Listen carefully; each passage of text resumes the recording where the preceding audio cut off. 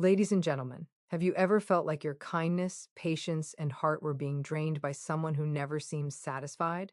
Someone who thrives on your attention, your emotions, your very energy? Today, I want to reveal a truth that few understand. When empaths stop overgiving, stop reacting, and stop explaining, even the most controlling narcissist begins to unravel. Silence is not weakness, it is power. Stay with me, because by the end of this talk, you'll discover how reclaiming your peace not only frees you, but quietly exposes the fragility of those who thrived on your emotional labor. Silence is often misunderstood because we live in a world that rewards noise. Speaking up, defending yourself, explaining your pain, and proving your truth are praised as strength. But real strength sometimes shows up in a much quieter form. Silence, when chosen consciously, is not retreat. It is self-respect taking the lead.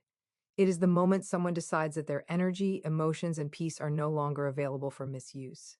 For empaths especially, silence is not easy. They are wired to communicate, to heal, to understand, and to fix. They believe that if they just explain a little better, love a little harder, or stay a little longer, things will improve. Over time, this constant giving can turn into self-erasure. Silence becomes powerful the moment an empath realizes that continuing to speak in an environment that refuses to listen is not bravery. It is self-betrayal. Silence says, I no longer need to convince you of my worth. It removes the emotional fuel that keeps unhealthy dynamics alive. Instead of reacting, over-explaining, or defending against accusations, silence draws a boundary that words never could. It communicates clarity without argument and dignity without performance. This kind of silence is calm, grounded, and intentional. It does not seek validation or approval. Most importantly, silence restores balance. It creates space for reflection, healing, and self-connection. In that quiet, an empath can finally hear their own needs instead of constantly responding to someone else's demands. Silence is strength because it takes courage to walk away from chaos without needing the last word. It takes maturity to choose peace over being right, and it takes deep self-respect to stop pouring into places that only drain you. Silence is not the absence of power. It is power, fully owned and no longer given away. And here's where something even deeper begins to happen. Something most people never see coming. When silence is chosen as self-respect, power quietly starts to move, not loudly, not dramatically, but unmistakably, because power was never in who spoke the most, explained the best, or tried the hardest. Power was in who was willing to walk away without needing permission. For a long time, the empath carries the weight of the relationship. They regulate emotions, soften conflict, absorb tension, and keep the connection alive through sheer emotional effort. That effort creates the illusion that the other person is in control. But control built on someone else's energy is fragile. It only exists as long as someone is willing to supply it. The moment the empath goes silent, the dynamic shifts.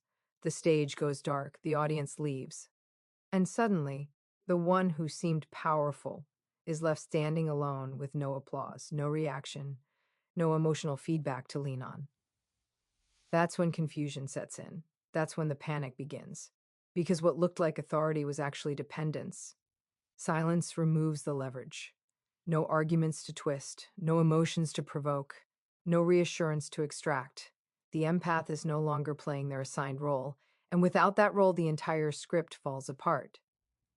This is why silence feels so unsettling to those who rely on control. It gives nothing to hold on to.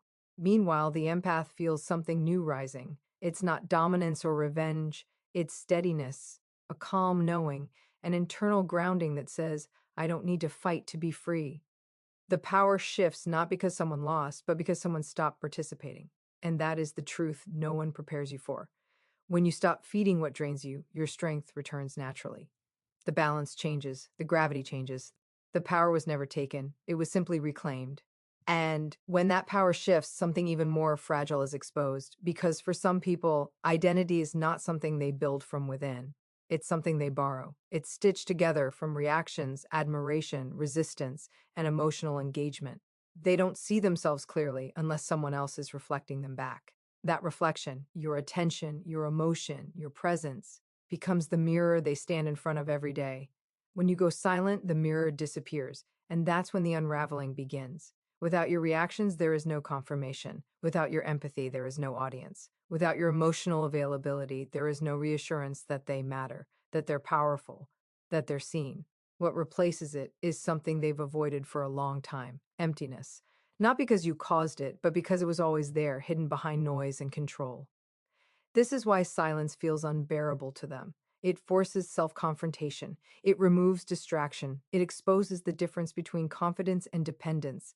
When no one is reflecting them back, they're left asking questions they never wanted to answer. Who am I without influence? Who am I without attention? Who am I when no one is responding? Meanwhile, the empath experiences the opposite. Instead of losing themselves, they begin to return to themselves, with no one projecting onto them, no one pulling emotional strings, no one demanding constant engagement. They finally see their own reflection clearly. And what they find isn't emptiness, it's depth. This contrast is what makes silence so powerful. One person collapses because their sense of self was outsourced. The other rises because their sense of self was reclaimed. Silence doesn't destroy anything real, it simply removes the illusion. And when illusions fall away, truth, however uncomfortable, takes its place. And as that illusion fades, another truth surfaces, one that's often painful to admit. Empaths don't lose themselves all at once. There is no single moment where everything breaks. It happens quietly, gradually, through overgiving that feels like love at first. A little more patience here, a little more understanding there. Another boundary softened, another need postponed. Over time, self sacrifice becomes so familiar that it feels normal, even noble. But what no one tells you is that constant giving without receiving doesn't make you stronger, it makes you invisible. Each time the empath chooses peace over honesty, harmony over truth, connection over self respect, a small piece of themselves slips away. Not dramatically, just enough to be unnoticed, until one day they realize they're exhausted, not because they've done too much, but because they've been too absent from their own life. This is why silence becomes inevitable, not as a strategy, but as a survival response. The empath doesn't go quiet to manipulate or punish. They go quiet because they have nothing left to give without losing themselves completely. Silence becomes the last boundary when all others were ignored. And this is where the contrast sharpens. The person who relied on the empath's constant emotional output suddenly feels the loss intensely. What they called connection was sustained by extraction. What they called love was fueled by one-sided effort. When that effort stops, it feels like abandonment to them, but to the empath, it feels like breathing. Again, silence then is not withdraw. Wow, it's preservation. It's the moment an empath chooses to stop pouring from an empty cup. And in that stillness, they begin to remember who they were before overgiving became their identity. The cost of staying silent is far less than the cost of disappearing. And that realization changes everything. And eventually, that realization reaches a breaking point. Not loud, not dramatic, but deeply final. For most empaths, the awakening doesn't come from anger. It doesn't arrive with slammed doors or fiery speeches. It comes through exhaustion so deep it settles into the bones, a tiredness that sleep can't fix, a weariness that isn't physical but emotional, the kind that whispers, "I can't do this anymore," long before the mind is ready to listen. This exhaustion is honest.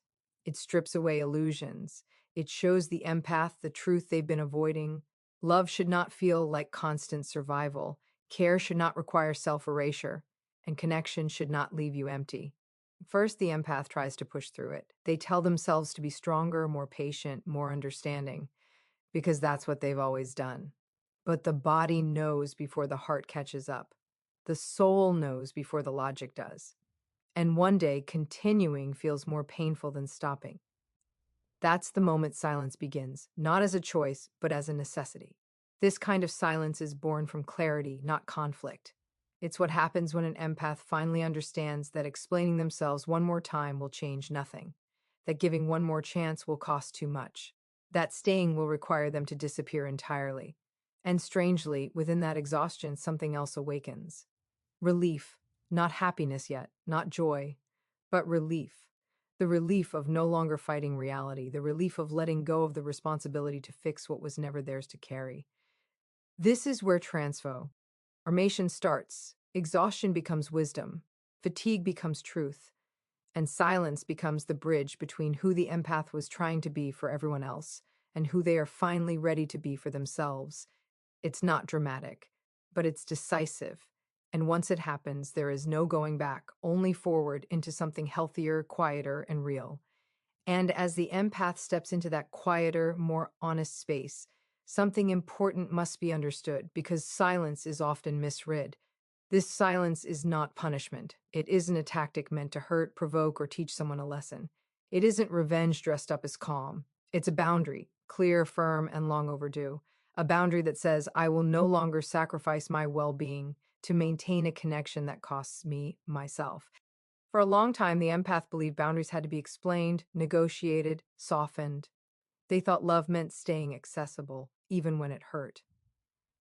But exhaustion has a way of cutting through illusion. It teaches that some boundaries don't need words, they need space. Silence becomes that space.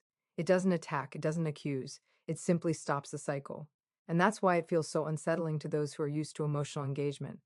They're looking for a reaction, anger, tears, explanations, anything to keep the dynamic alive. Silence offers none of it, not out of cruelty, but out of clarity. For the empath, this silence feels different than before. It isn't heavy with resentment, it's calm, grounded, protective. It's the feeling of finally locking a door that's been left open too long. Not to trap anyone outside, but to keep yourself safe inside. And this is where healing truly begins. Because boundaries enforced through silence don't drain energy, they restore it. They create room for reflection, for emotional recovery, for rebuilding a sense of self that was worn thin by constant giving. Silence in this form is an act of self-care. It honors the truth learned through exhaustion. It respects the wisdom earned through pain, and it signals a powerful shift. The empath is no longer negotiating their worth. They are standing in it quietly, firmly, and without apology. And once that boundary is set, something critical happens beneath the surface. Something that explains why the dynamic begins to crumble so quickly. When silence holds steady, the usual sources of emotional fuel disappear. No reassurance, no reactions, no explanations to twist, no pain to provoke. What once kept the connection charged suddenly has nowhere to land. The empath is no longer feeding the cycle, and without that fuel, the engine stalls. This is what's often called the loss O supply, but in human terms, it's simpler than that. It's the absence of attention, validation, and emotional response that once filled a space someone else didn't know how to fill on their own. When those things vanish, discomfort rushes in. Confusion, restlessness, a sense of being unanchored. That's why the silence feels so loud to them. They may reach out indirectly, create urgency, rewrite the past, push buttons that once worked effortlessly. But silence remains unmoved, not because the empath doesn't feel, but because they finally understand the cost of responding. For the first time, manipulation has nothing to grip. And while the other side scrambles for footing, the empath feels something unexpected: stability. Without constant emotional demands, their nervous system begins to settle. Without chaos, clarity grows. They realize how much energy was spent managing someone else's emotions instead of honoring their own. This is the quiet revolution. No confrontation, no drama, just the steady absence of participation. And in that absence, the truth becomes undeniable. The connection was sustained by one-sided effort. When that effort stops, what remains reveals itself fully. Silence doesn't starve anything healthy. It only exposes what depended on control rather than mutual care. And as the empath stands firm in that understanding, they stop seeing silence as loss and start recognizing it as freedom. And in that freedom, something deeply personal begins to unfold. With the noise gone, with the demands quieted, the empath finally has space to turn inward, not in isolation, but in reunion. This is the moment of reclamation, the moment where all the energy that once flowed outward, trying to soothe, stabilize, and save, slowly returns home. At first, it feels unfamiliar, almost uncomfortable. Without the constant pull of someone else's needs, the empath may woe under who they are now. But as the silence stretches on, clarity replaces confusion. They begin to notice what they enjoy, what they need, what they feel, without filtering it through someone else's reactions. This is where self-trust is rebuilt. The empath starts listening to their intuition again. They recognize the signals they once ignored. They feel their boundaries not as walls, but as guides. The silence becomes a mirror, not one that distorts or demands, but one that reflects truth gently and honestly. What's remarkable is how natural this return feels, like remembering a language once spoken fluently, but forgotten through years of disuse. The empath hasn't changed at their core, they've simply come back to it. Their compassion remains, but it's no longer reckless. Their empathy is still alive, but now it includes themselves. This inner reclamation is quiet, but it's profound. It's the rebuilding of identity on solid ground rather than shifting expectations. It's the realization that being whole does not require being needed. And as the empath reconnects with themselves, they stop seeking validation from places that once defined them. The silence no longer feels like absence, it feels like presence. Presence with self, presence with truth, presence with a life that no longer revolves around proving worth through sacrifice. This is where healing stops being about recovery and starts becoming about alignment. And from here, everything changes. And this is where the most unexpected consequences begin to surface. Because when the empath realigns with themselves, the world around them shifts in response. What once felt stable begins to wobble, not because the empath has done anything wrong, but because the structure was built on something unsustainable. Dependence was mistaken for power. Control was confused with strength. And when the foundation changes, collapse. Inevitable. The other person didn't expect this outcome. They believed the empath would always return, always soften, always re-engage. They counted on guilt to work, on history to pull you back, on your compassion to override your clarity. But clarity has weight, and once it settles in, it changes how you see everything that came before. What surprises them most is not just the silence, it's the steadiness behind it. There's no anger to provoke, no desperation to exploit, no chaos to dominate. The empath is no longer reacting, they're rooted, and that rootedness exposes the fragility of what once looked unshakable.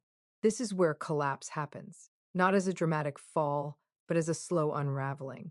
The tactics don't land, the narratives don't stick, the emotional gravity has shifted. Without the empath orbiting around them, they are forced to confront the emptiness they avoided by controlling the dynamic. And meanwhile, the empath feels something profoundly different. Not triumph, not superiority, but peace. The kind of peace that comes from knowing you no longer owe access to your inner world to someone who mishandled it. The collapse isn't caused by cruelty, it's caused by truth, by the natural consequence of removing yourself from a role you were never meant to play. And in that moment, it becomes clear. What depended on your self-sacrifice was never power. It was fragility pretending to be strong. And finally, this leads to the most powerful and transformative truth of all. The silence, the reclaiming, the collapse of what relied on dependence, it all points to a new beginning. It is not an ending defined by loss, regret, or bitterness. It is a beginning defined by self-worth, clarity, and freedom. For the empath, stepping back was never about punishment or proving a point. It was about returning home to themselves. And when that happens, a door opens to possibility. Liddies that were always there but hidden behind exhaustion and overextension. This new beginning is a choice. It is the choice to honor your own needs without guilt, to set boundaries without apology, and to embrace life without fear of abandoning what was never yours to carry. It is the moment you realize that your value does not depend on being needed by someone who cannot give back. Your strength is inherent, not borrowed from reactions or validation. And here's the most beautiful part. When you step fully into this space, the world responds differently. Not because you are seeking change, but because your energy has shifted. Relationships that were one-sided no longer drain you. They either adjust or fade. Connections that are mutual thrive in a new, authentic way. Your life begins to reflect the respect, care, and love you have always deserved, starting with yourself. This is the essence of silence as power. It is not absence, it is presence. Presence with your own truth, presence with your own boundaries, presence with a life built on respect and authenticity. And for the empath who finally embraces this, it is nothing short of liberation. So if you are standing in that quiet place, know this. You didn't lose by going silent. You gained yourself.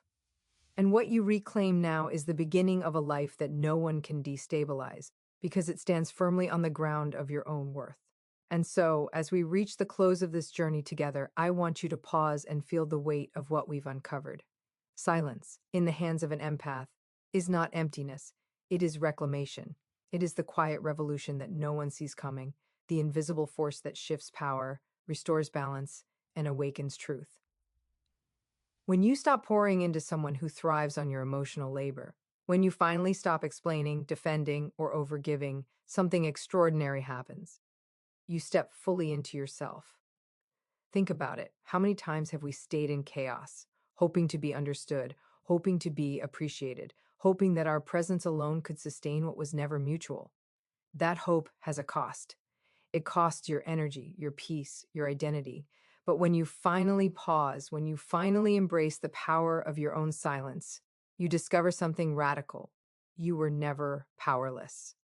The control you felt they had over you was an illusion. Your empathy was never a weakness, it was your strength, waiting for the right moment to be honored and preserved. And here is the most inspiring part: the world cannot touch your worth. No one can destabilize you when you are rooted in your own truth. Every act of self respect, every boundary honored, every moment of quiet presence is a step toward freedom. Silence is not the absence of life, it is the presence of courage, clarity, and unshakable self value. So stay with this feeling, let it sink in. The next time you feel drained, overlooked, or taken for granted, remember your choice to go silent is not retreat, it is revolution. And in that revolution, you are not only reclaiming yourself, but you are inspiring others to do the same. Stand in your silence, honor your truth, and watch as everything that depends on your absence falls away, leaving only what is real, mutual, and worthy. That is power. That is freedom. That is life fully lived.